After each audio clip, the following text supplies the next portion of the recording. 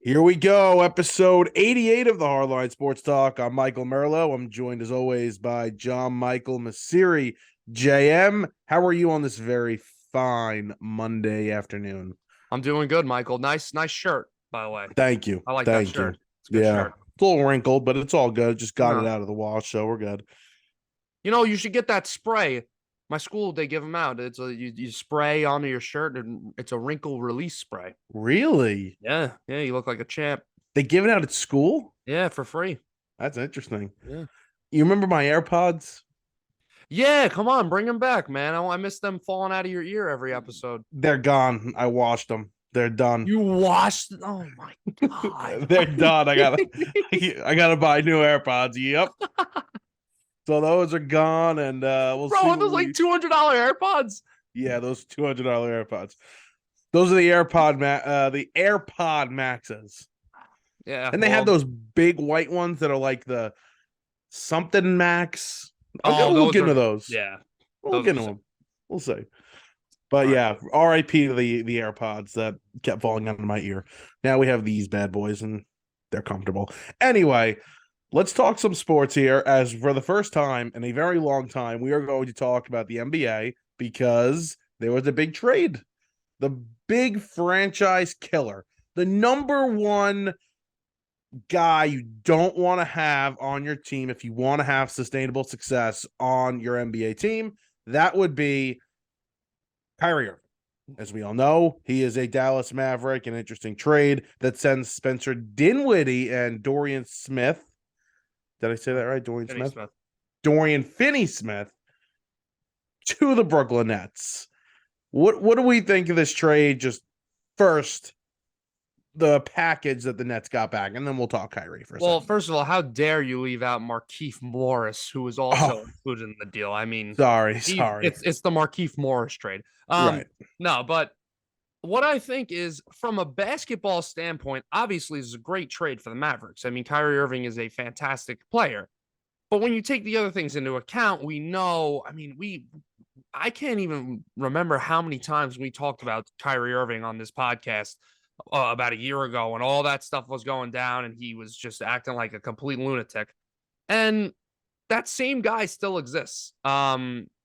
Now he's been playing this year. Obviously, he's been able to play. He hasn't been playing only away games or whatever the hell he had going on last year, but it's certainly a risky move. We know about the wacky personality that he has. I think Mark Cuban's a guy who, he's a bold businessman and he probably doesn't look into that as much as other owners might. That's probably why the Mavericks went and pulled the trigger on the deal. It makes sense from a basketball standpoint. I mean, him and Luca are going to be one of the most dangerous, if not the most dangerous front courts in basketball. So, I mean, the draft capital they gave up, you're giving up a 2027 first round pick, a 2029 first round pick. These are way down the road first round picks. It's actually crazy that the NBA is really the only sport where you see these draft picks from 6 years from now are getting traded. Right. Finney Smith's a decent player. He's not much of a threat on the offensive end. Dinwiddie's a good player, and he's a guy who's played in Brooklyn before and has had success there. So I think the trade makes sense for both sides. The Nets get rid of that headache. Um, we'll see how they play from now on. I mean, ever since the firing of Steve Nash, they've been playing better because I think that they've just been allowed to play a little bit more loose, a little bit of let Kyrie and KD cook kind of a thing. So they might have to adjust their style of play, but they still got good guys out there. Obviously, KD, Nick Claxton's having a hell of a year, so I think they'll be all right. Yeah, I mean the roster that they put together this year was actually a good roster. And what's funny is Kyrie Irving. I said it last week. I said to my dad, I'm like, he sounds normal. Like the way he was speaking to the media, the way he was playing, he's playing really well. And there was a question that he was asked about load management. I couldn't think of it for a second. And he answered the question so professionally, so well. He said the right things. I'm like, wow, he like sounds legit. Like maybe this is going to work out for the Nets. And then this bomb is dropped. I think the Nets have a good team. I think they've gotten a lot better defensively now with this trade. You mentioned that Dinwiddie's a pretty good defender. Dorian Finney-Smith is a good defender as well. they're not going to be done adding. They're going to add to this team, I think, with these picks that they got to appease Kevin Durant and give him another shot when he comes back from this injury to go win a championship. So from the Nets side, I think they're okay. As long as they can make another trade, it doesn't have to be for a star, but just go get another productive player on the offensive side. I think they're going to be just fine. Dallas, first off, they're going to be terrible defensively, but I don't think they really care about that because A, the show they're going to put on an offense, and B, like you said, one of the better front courts in the league. Doncic kind of plays a similar style to how LeBron plays. And obviously we know Kyrie Irving played very well playing he played well next to Kevin Durant. He also played well next to LeBron. So this is also, I've heard like, oh, how are they going to handle being together on the same floor, sharing the same ball? I think they could be just fine. Yeah. Personally, I think this is going to work out. I don't know if they can win the championship, but I think they're going to be successful together. By the way, I totally meant to say backcourt. For some reason, that never makes sense to me why front court is considered center, like big man, and backcourt is considered guards, but whatever. Backcourt's guards, right? Backcourts is guards, yeah. Yeah, okay. So it's confusing. What you were saying about Kyrie, the thing is, he is a smart guy. He's an educated guy. He's always been like that. He's always been very well spoken. He does stuff like that, and then he says the earth is flat. So he's a little he's got a couple screws loose in the sense of that, but he still is an educated guy, and it's very interesting to see. You don't know what these guys have going on behind the scenes, but it's very interesting to see how these guys just seem to lose their minds a little bit. Like Antonio Brown saying that James Harrison has an illegal helmet and gives him CTE, and that's why he's out of his mind now. I don't think that's the whole story, Antonio. Yeah. He's a strange cat, Kyrie Irving, but just an incredibly talented player. And like you said, Mark Cuban is I don't know if he's a risky businessman, but he's been a very successful businessman and owner in the NBA. And he's trying to make a move here that's going to put them over the top. They wanted to get Luka Doncic help, and they've done that. So it's pretty crazy, though, the way that the Brooklyn Nets have been ran. Like if I was doing a 2K My League and, I was playing a couple years and it was like, oh, I'm going to go get James Harden. Never mind. He's not really working for us. I'm going to trade him. Oh, yeah, Ben Simmons, cool. Kyrie's not that good, actually. Kyrie's insane. He wants a trade. Let's trade him to Dallas. Now we have Spencer Dinwiddie back. Like, no, you're kind of 100% crazy. right. And the coach firings, and it's crazy the way these guys are moving around. They've played very well under Jacques Vaughn. They play good defense. They play tough. It's the complete opposite of how they've played with Steve Nash as the coach. So this has been an improved team all season long. Now, obviously, it's going to look a lot different, but they can still be improved. Nick Claxton, like you said before, he's turning into a star, actually. He's a very, very good player. They still have Seth Curry, Cam Thomas. I don't know what's going to happen with the Nets, but I think they're going to be just fine. Because I don't think either way they were beating Boston in the playoffs. They can't beat Boston. They're incapable of doing it. So either way, I didn't think they were going to be able to do it. So now maybe they're better defensively. Do they have a better chance at beating Boston? Yeah. I don't know. Well, I think it's very interesting to see the dynamics in the standings on both sides with the West Conference and the Eastern Conferences. The Eastern Conference, you see a lot of familiar faces in that top four with the Celtics, Bucks, Sixers, and the Nets. Those are all teams who have been there for a couple of years now and have stayed up there at the top. But then you go over to the West and you see, the Kings are the 3 seed, the Grizzlies are the 2 seed, the Nuggets are the 1. Like even the Pelicans, who seem to be a championship contender, and they've been banged up. Now they're almost out of the play-in. So I think the Western Conference is going to be really exciting to watch because I think anybody in that conference has a shot. The East, I think it's just going to come down to those top 4 teams, to be honest. But I think anybody's got a shot in the West. The East, for the first time in a while, the past couple of years, is much more entertaining. And right now, there's much more star power over there. Oh, 100%. Yeah. I think it's something. Yeah. Imagine the Kings are in. Can you imagine if the Kings are in the Light finals? the beam. Light the beam. Yeah, no. But that franchise, just like one of the worst in sports, if they end up in the finals, that would be something. Mhm. Let's stay in the West though, because obviously LeBron is chasing Kareem's scoring record, right? And it looks like we're looking at the game against the Bucks February 9th. He's 36 points away. They play Tuesday night in OKC. That game, they're both on TNT. So the NBA ran and grabbed that game. I'm guessing the Thunder game was not a TNT game. Now there's a chance that he's going to break the record. It is. Yeah. So you got any predictions? You could I have mean, bet for like the, the last week on what night he was going to break the record. It was the like really crazy. the script writers aren't going to let it happen in OKC. You don't think so? No. The script writers they're going to make it happen in Milwaukee against Giannis, against Kareem's former team. It's perfect. Can I say something about the script writing for a second? If there's a sport that's scripted, it's the NBA. Okay. Why do you say that though? With the way that the off seasons have gone, or the way players, you can't tell me Kyrie is like this nuts and just like, oh, I'm going to destroy this franchise, this franchise, this franchise. There's something to it. Listen, the NFL, and by the way, we're going to talk about the NFL a little bit, feels dead right now. It felt dead over this last weekend. Yeah. Kind of forgot about the Super Bowl. Me too. We'll talk about it, and I have a big problem with that, and I can't wait to talk about that. But so like now that the whole world is talking about Kyrie, this is a perfect situation for the NBA. Yeah. Everybody's talking about LeBron, when he's going to break this record. Like the NBA feels up right now at a time where the NFL should be, cashing its checks, and everybody should be talking about the NFL. The Super Bowl's around the corner. This was a perfect storm for the NBA here for whatever reason, and I think it was scripted that Kyrie Irving forced his way out and actually got traded. I know you're joking, but yeah, I mean, maybe they set it up at the right times. Obviously the trade deadline is upcoming I think it's this Thursday.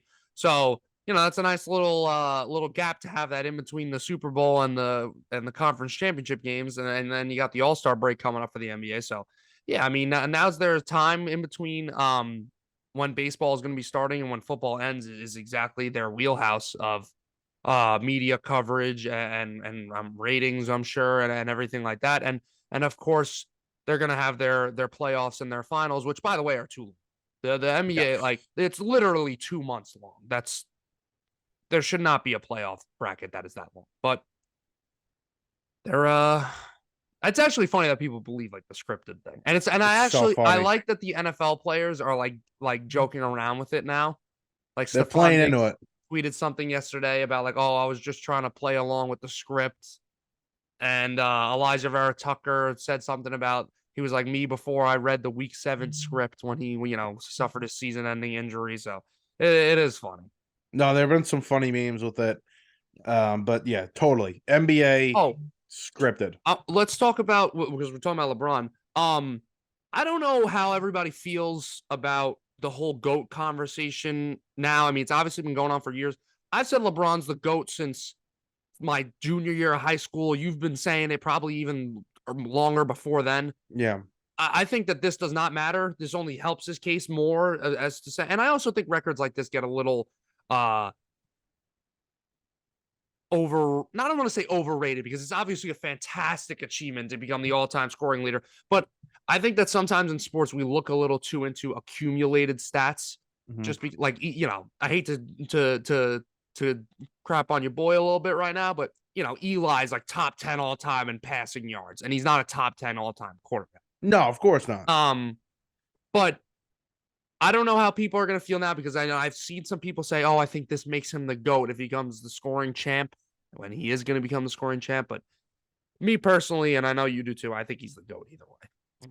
Yeah, I mean, he's so many players that you can think of, like so many great players that you can think of just mixed into one. He's got Magic's passing ability, and he could score almost, close to MJ, and he's big and tall and can rebound, and Yeah. he's He's everything. played defense in the past. He's won awards for his defense. Yeah. So I don't think he's got anything else to prove. I don't think he needs to win one more championship. I think he could lose every game from here on out.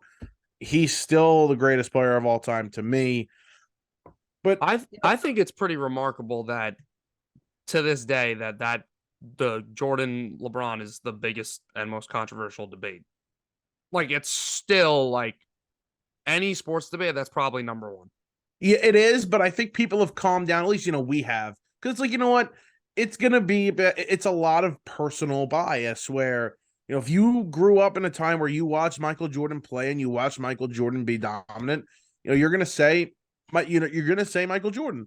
And for us, we saw what LeBron has done for the past 2 decades now, and Right. we understand how dominant this guy is. And a lot of stats can tell you differently too. I'll say this: the closest I came from switching, like going back, was during the pandemic when we had the 30 for 30, the Last Dance released. Yeah. And I said to myself, if I break my LeBron GOAT status for this, if I don't break it, I'll forever think LeBron's the GOAT.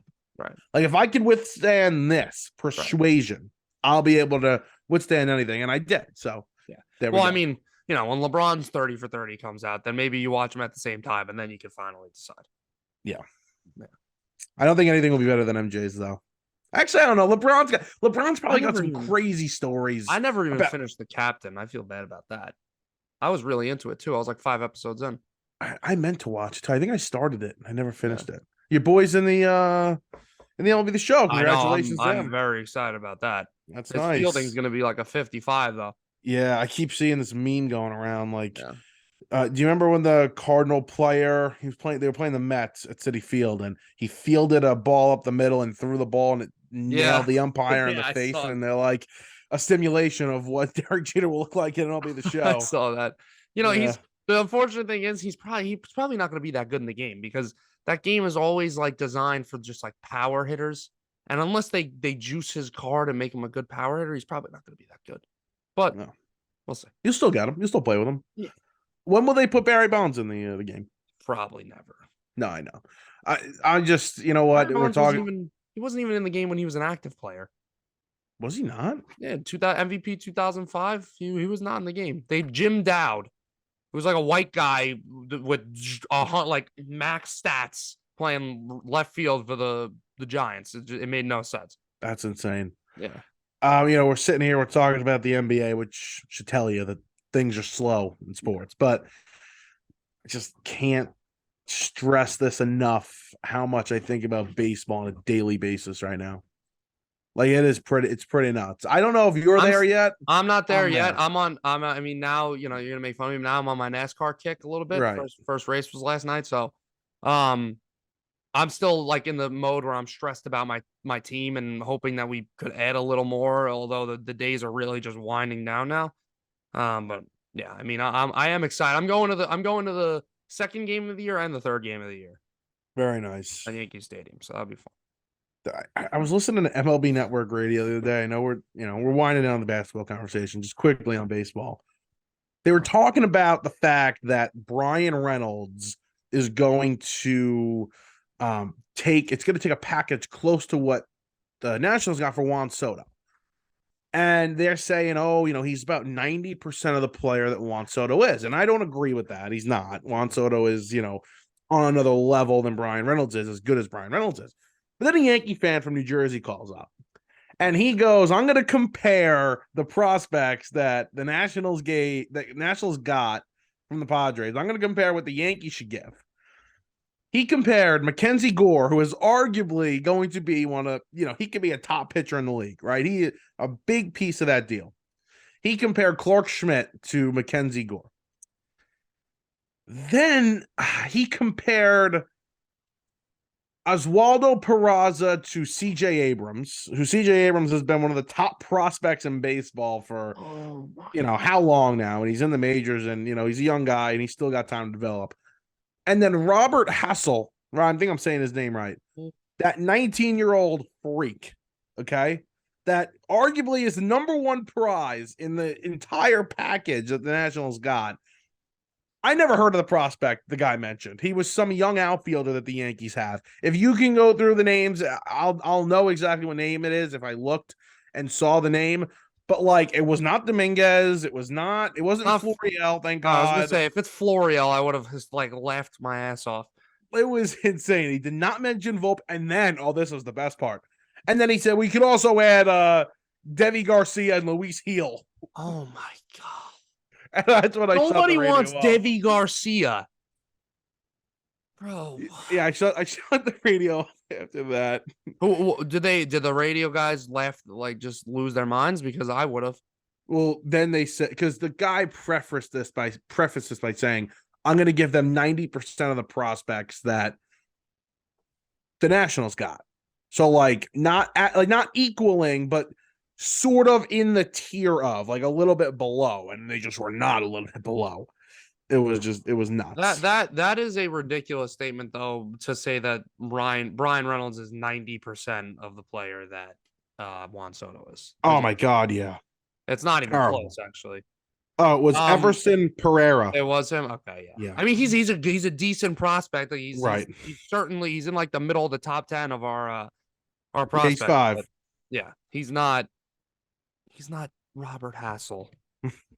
That was something. Yeah, I just thought I would mention that. I am excited about that guy, Spencer Jones, that we drafted. He's got like a judge build. He's like 6'6" or something like that. Yeah.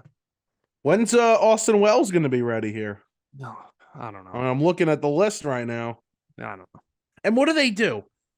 I know we're not talking baseball, but we are. What do they do at shortstop? Like, what is it going to look like? It's going to be a competition. It's going to be Volpe or it's probably going to be Peraza. Are they willing to bring Volpe up?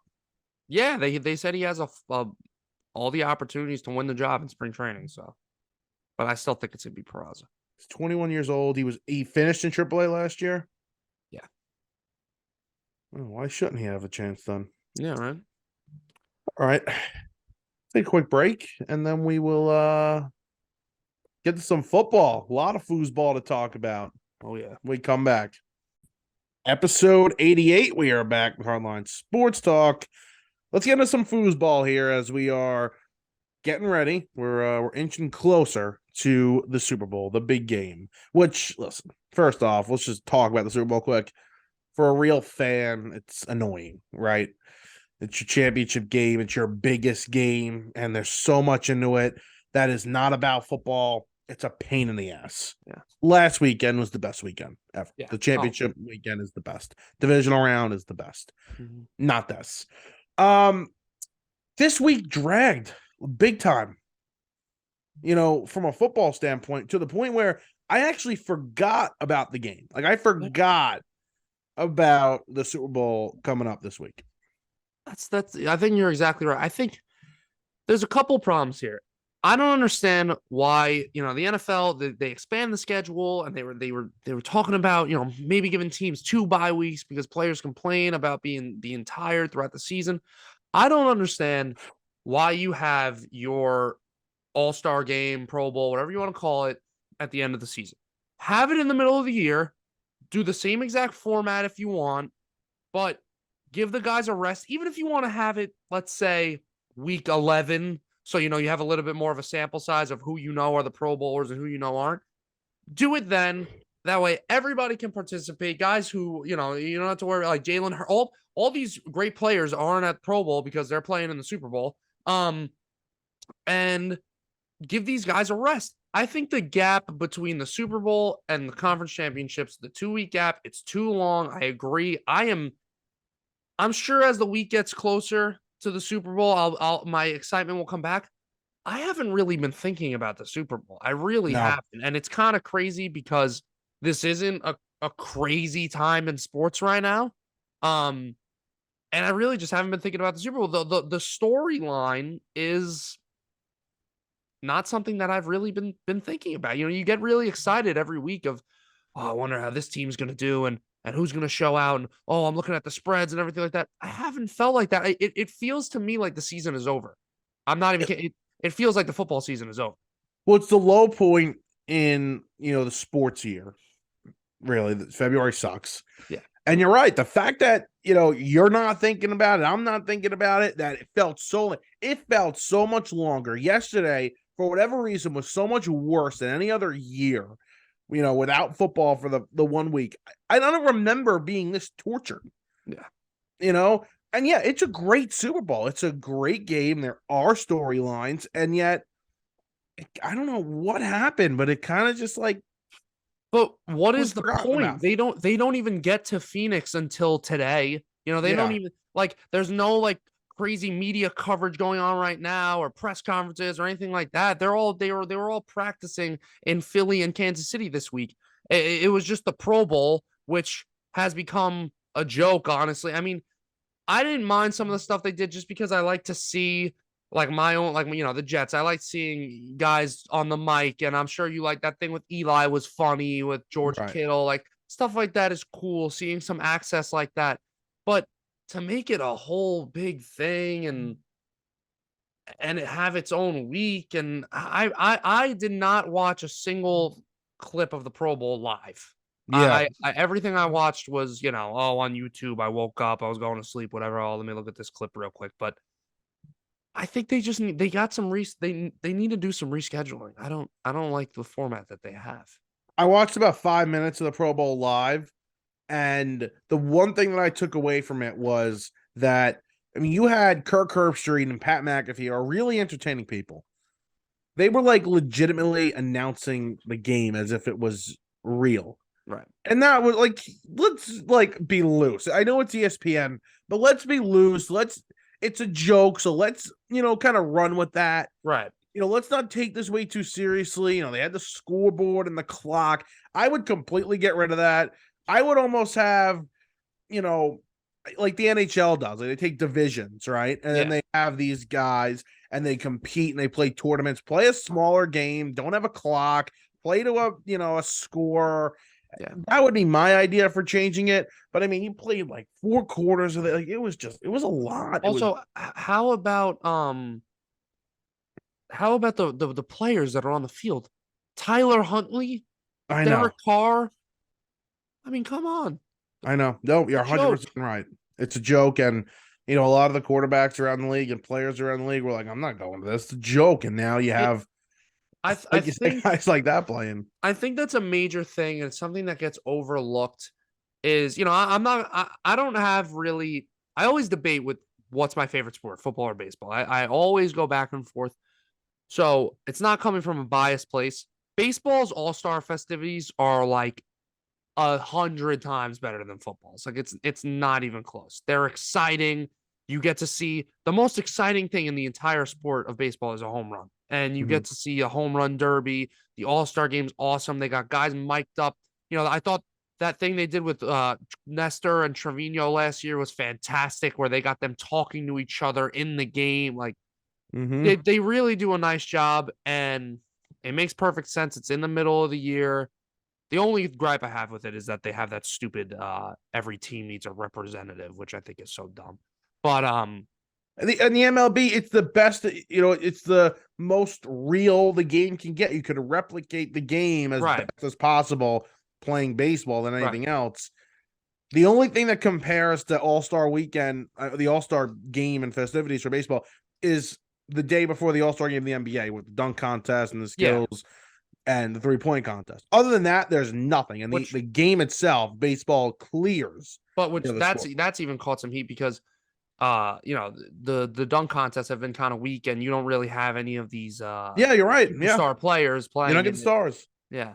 The MLB, you have some of your biggest names participating in the home run derby every year. Yep. And they have, even going back when the NBA had some of their best stars competing in their dunk contest, you always had, Bonds and all these big Griffey competed in it. Right. So 100%. And you're right. I think also giving it its own week and saying, oh, this is Pro Bowl week, it just makes it even worse. Do it on a Wednesday. Literally, just whatever. Have the Super Bowl the next week. Do the freaking Pro Bowl on a Tuesday, a Wednesday. Who cares? Do Monday Night Football Pro Bowl. Yeah. After the divisional games. ESPN will love it. But yeah. What you want to talk? I don't really want to talk about right now. I do want to talk about some of the quarterbacks, though, that we're going to see possibly moving, staying. We've got Geno Smith. He looks as though he's going to be staying around with the Seattle Seahawks. He went on Sirius XM radio the other day. He had said they're making progress towards a deal. He wants to be in Seattle. Seattle wants him. And they're very interesting because Seattle has, a nice little young core now. All of a sudden, when it looked really bad for Seattle, 1 year, they hit on some draft picks, and now they look legit like a young team that could be around for a little while. Yeah, no, they're great. I really like Geno. I think that makes complete sense for them to keep him. He's not the youngest guy, but he's also got a lot of good football ahead of him. I think he was actually, believe it or not, underrated throughout the season. Like, I know people started to give him his praise, but I thought he was just fantastic. I mean, one of the most accurate quarterbacks in the entire NFL, to be honest with you. So good for them. I'm sure if you're a Seahawks fan, you're ecstatic to think about the way this has gone. That not only did you hit well with these draft picks, but Geno Smith's playing better than Russell Wilson, and your team is performing better than the Denver Broncos, which is pretty crazy. Yeah. Let's play a little game here. I'm going to name a quarterback, and you're going to say whether or not you'd rather that guy or Geno Smith for the next 3 seasons. So I'm thinking Geno signs a 2-3-year contract worth around $65 to $75 million. That's how I would look at it. Let's see, take the money out of it, just the player. Who would you rather have? All right. We'll start off a little easier and then get a little tougher. All right. Would you rather for the next 3 seasons, Geno Smith or Kirk Cousins? Geno Smith.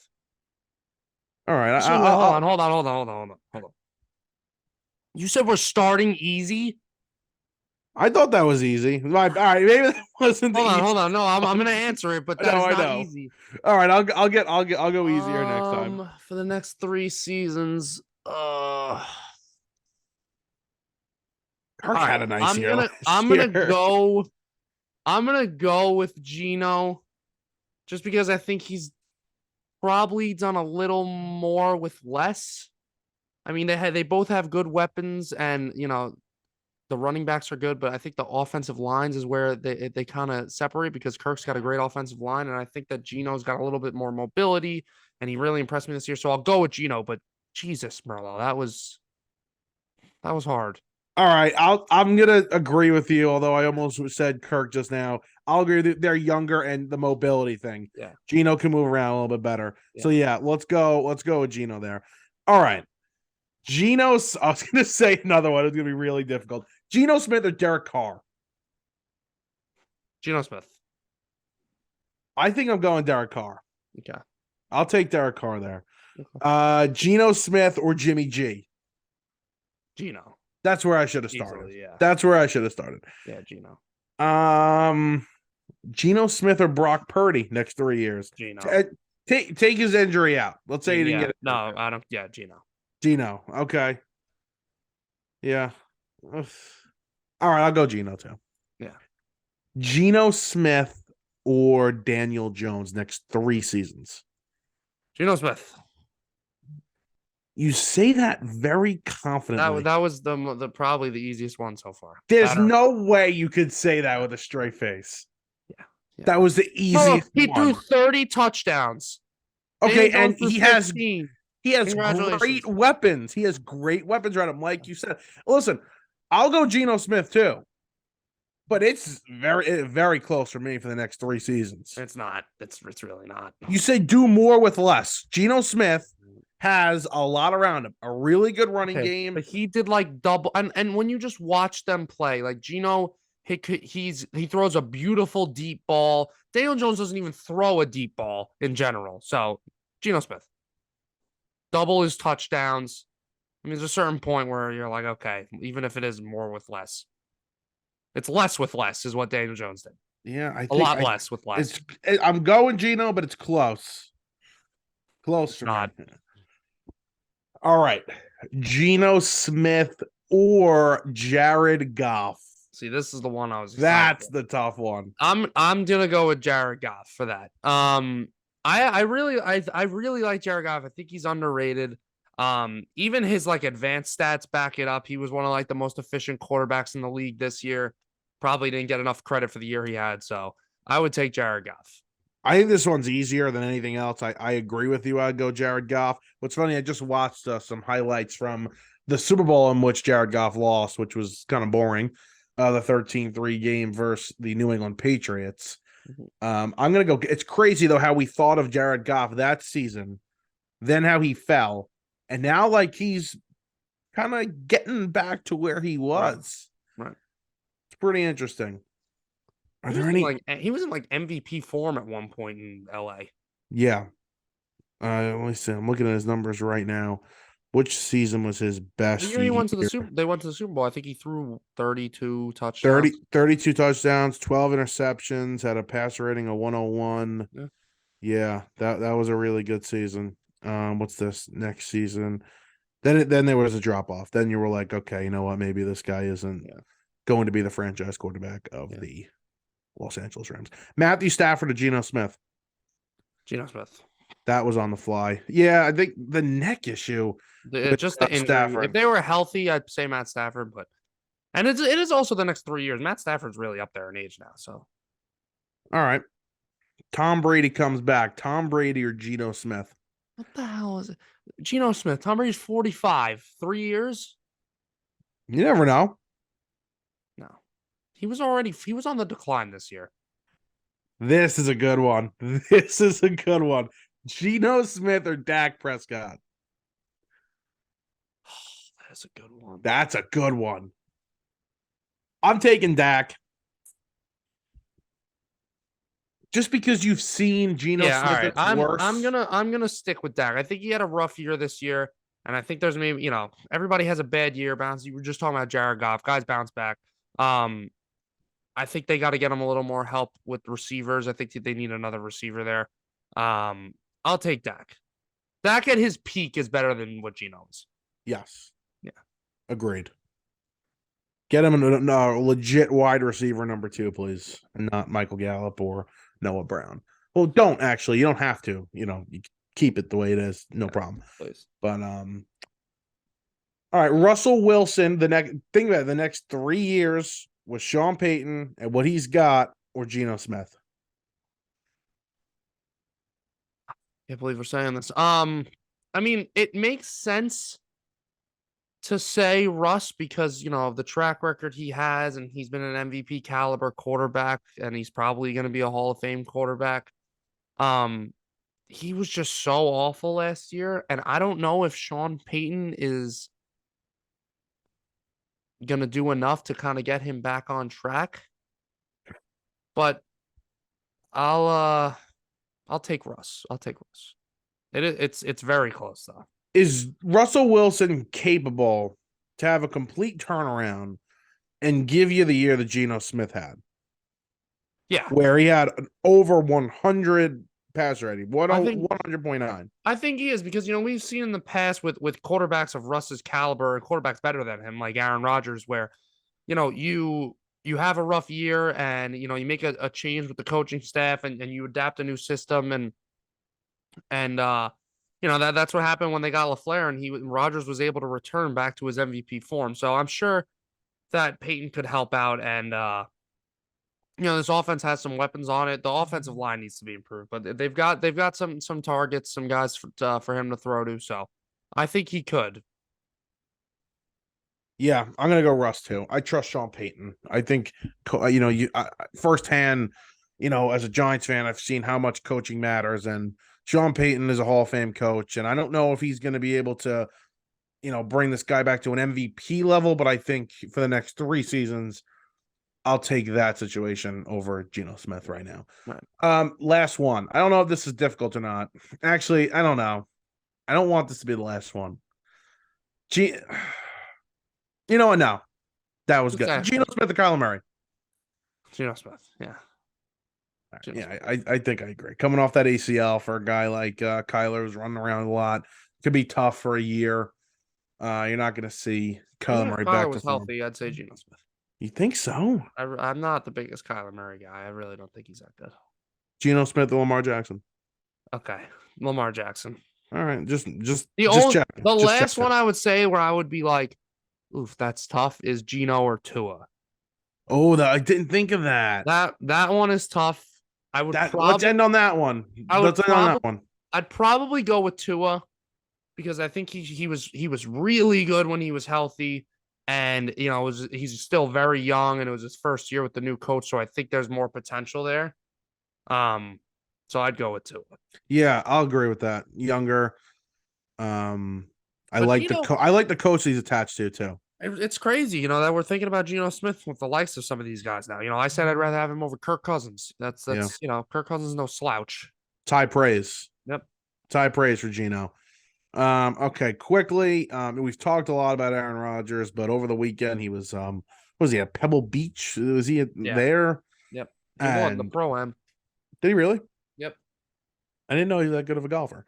A lot of Raider fans trying to recruit him. I think somebody said Davante's looking for a new neighbor, and Aaron Rodgers said, tell him to buy me a house or something. Yeah. And Davante Adams, after the Pro Bowl Sunday, had said, hell yeah, I'm trying to recruit him, trying to get the front office to see what they can do. The mock trades that we've seen, send Waller over, send some picks over. I don't think it's going to take as much as people think now. I was kind of, before, like I'd say 2 weeks ago, I'd say, it's going to take, a hefty amount. I think picks and maybe a player. That's all it's going to take. Not as much as I thought. I think you were on the side of it's not going to take as much player plus picks back to get them. Well, what do you think? Like, you think it 2 firsts and a player? I think 2 firsts and like an average player. All right, I mean that is a lot.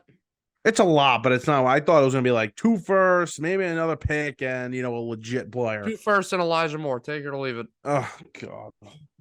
I think the one I saw was 2 firsts and Darren Waller. Now, do the Raiders have 2 first-round picks? They only have theirs, which is like a high pick. Right. That's the thing. Because if I'm trading that high pick, then I don't know if I'm giving anything up other than the picks. Tough. If I'm trading that top 10 pick, I am not giving anything more than the picks. Yeah. No way. I mean, the Colts, that could be an outside chance. Like, if Rodgers approves of it, I think he won't. But if he would have approved with the Colts, I think the Packers, their greatest interest would be the Colts with their high draft pick. Yeah. Top 5 pick. I don't know. We'll see. Let's talk about this game quickly because I do want to the Super Bowl, of course, because I was listening to ESPN this morning and first time in a while. I'm listening to ESPN and they were talking about the legacies for each quarterback, what it'll mean for Jalen Hurts or Patrick Mahomes if they win. And Jalen Hurts is kind of less interesting. I think if Jalen Hurts wins the Super Bowl, I mean, I think even still today, if Aaron Rodgers is traded, you can make a really good argument that he is the best quarterback in the NFC. I think he probably is even right now the best quarterback in the NFC. But he's also just going to make himself even more money than he's already going to make if he wins. So I don't think he's really that interesting. I think Mahomes is interesting if he wins his second Super Bowl. He's been to 5 straight AFC Championship games. He's won 3 of them. Where do you rank Mahomes in like the quarterback? I shouldn't say rank. I don't want to say rank. Is he over Aaron Rodgers in your mind, legacy wise, if he wins the Super Bowl and Rodgers doesn't win another one? No, he's not. I mean, I'm sure if he wins one and he continues to have a great career, then at some point I'll say yes. But you know how I am with Super Bowls and everything like that. It's Super Bowls are obviously a big deal, and usually a team that wins a Super Bowl most of the time has a very good quarterback. But it is a team award. It's a team achievement. You have guys in this league who play their asses off and are fantastic quarterbacks, and they'll fall short. Drew Brees only won 1, Rodgers only won 1, Peyton Manning only won 2. Herbert just had a phenomenal season. The stats didn't really show for it because his team was so hurt, and then they lose in the first round. Like, it's difficult because I think the way that the Tom Brady career, which I've talked about, I think Tom Brady is a phenomenal player. He just was fortunate enough also to be in a fantastic situation with a the greatest coach of all time and phenomenal defenses and great talent around him, where you blend all that together, you get a dynasty.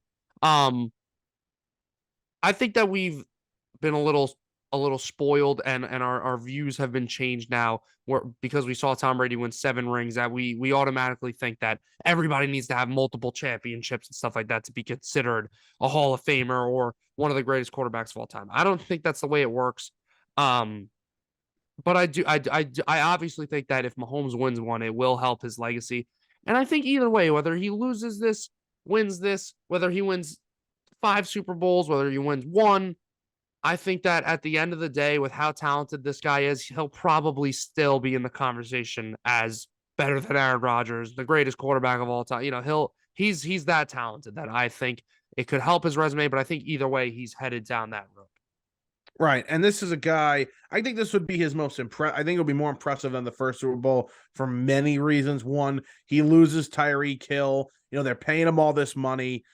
So the roster isn't as great as it would be if they're, like the Eagles, where the roster's loaded and they're paying their quarterback nothing, or like the first time that the Chiefs won the Super Bowl where they weren't paying Mahomes and the roster was loaded. This is still a good roster, but it's lesser than it would be if they weren't paying Mahomes $40 million a year or whatever the number is. Yeah. And the second thing is obviously his ankle. I mean, if his ankle is still a problem and he's able to win this game, it would just add to how impressive this Super Bowl win would be.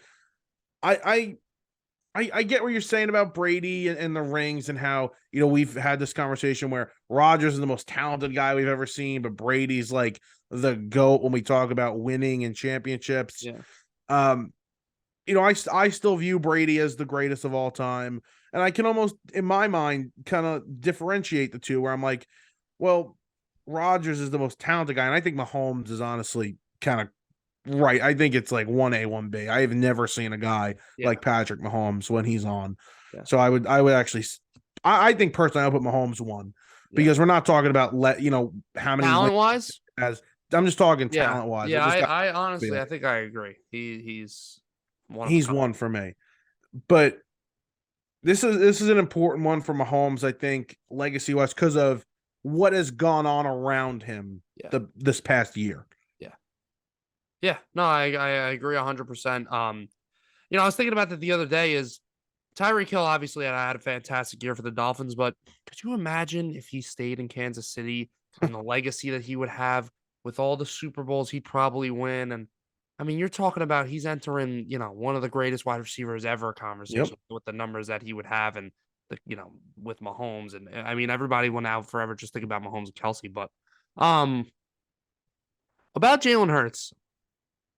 I think that, like you said, it matters more for Mahomes in terms of the legacy and everything, because I think we've already put Mahomes in this category of he's going to be a Hall of Famer. Let's see what kind of legacy he's going to build. Like, we have all these gigantic expectations for Mahomes.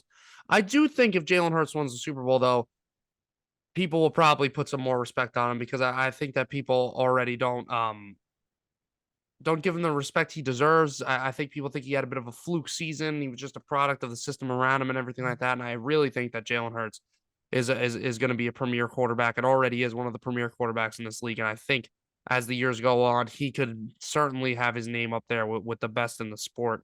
So yeah, I think that obviously for his own sake and his own legacy, that adding a Super Bowl is certainly going to help him, and he'll be held to a very high standard.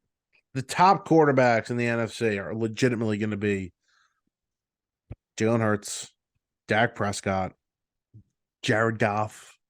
Like, these are the top quarterbacks in the NFC going into next year. Granted, Aaron Rodgers is out and in the AFC, which is just completely insane. But yeah, I almost kind of view Jalen Hurts. I think it's my brain because I know Jalen Hurts is a great player. But I kind of view him as like, wow, it's really surprising for you. It might not be as surprising. You really like Jalen. Yeah, I think you're right. I think the Super Bowl will put the respect that he kind of deserves on his name, and he will definitely be the best quarterback in the NFC. I don't think anybody will question for sure that. There was one more thing that I wanted to say, and I completely forgot what it was going to be. Have you had enough of the Kelsey Yeah, yeah. I mean, I like the both of them. I think they're I great. like the both of them too. But yeah, I mean, I just don't think it's that big of a deal, honestly. I don't know like why I think that, but You know why? Because they why? both have won already. Yeah, exactly. They're both yeah, that's And and it's Andy not like Reid and Andy Reid won with Kansas City. He didn't win with Philadelphia, but Philadelphia won. So it's not yeah, like, Philadelphia's trying to get back at him because he never right, won there. exactly. Like they won one already, and Andy's won one. I So think if anything, if it was like, Travis Kelsey was a left end and Jason Kelsey was a tackle, like, and they were going up against each other, that would be really, really cool. But I don't know. I think it's cool, but it's like it's it's the Kelsey Bowl. Like, all right, relax. it's the Super Bowl Yeah, yeah. in Arizona. Who's performing at halftime? Is it Rihanna or was she Rihanna. last year? Yeah, It's Rihanna. Nice. I'm pumped. I can't wait. Yeah. I don't know. That's I think the best performance ever was that Coldplay one. That one was so good. my favorite was J-Lo and Shakira. Yeah, of course, because you got a crush on J Lo. I have a big crush on J-Lo. I just want to let you know, I can't stand her. She is so annoying. But what she did to our boy is, Yeah, really messed up. yeah, but him too. He's an idiot. I know he is. Yeah. Could you imagine if they bought the Mets? Everything relates back to the Mets, Oh but my could you god. imagine if they bought the Mets and broke up? Oh, Imagine the S show that would be. that. Oh my god. I can't even. It'd be a horror story. Yeah. Literally be a horror story. Yeah, it would. All right, that's gonna do it for episode 88. We'll be back later in the week. We're gonna do a more Super Bowl oriented show. I think it'll, unless there's breaking news elsewhere, I think it's gonna be, just Super Bowl. Maybe we'll give you our favorite props, insane props that we'll like heading Yeah. into Super Bowl Sunday. I just read one. The how many beers will be sold over under 120,000. Apparently last year there was 118,000 sold. Ooh. So we'll see. Maybe people are drinking more, and Let's see if the line moves. definitely Yeah. in Philadelphia fans will be there. Oh Yeah. my god, that'll definitely raise it by a couple. What was the Super Bowl last year? Oh yeah, LA, Cincinnati, a bunch of bougie people from LA. Yeah. Please, Yeah. maybe more. They don't beer have fans. drink. No, they're fake. Yeah. All right, that's gonna do it. We will talk to you guys next time. Go to our YouTube. We're gonna be dropping the top 10 shortstops, which we're about to record right now. So anything you gotta say? No, my list's gonna be better than yours. That's it. Oh, yeah, we'll see about that. Have a good one.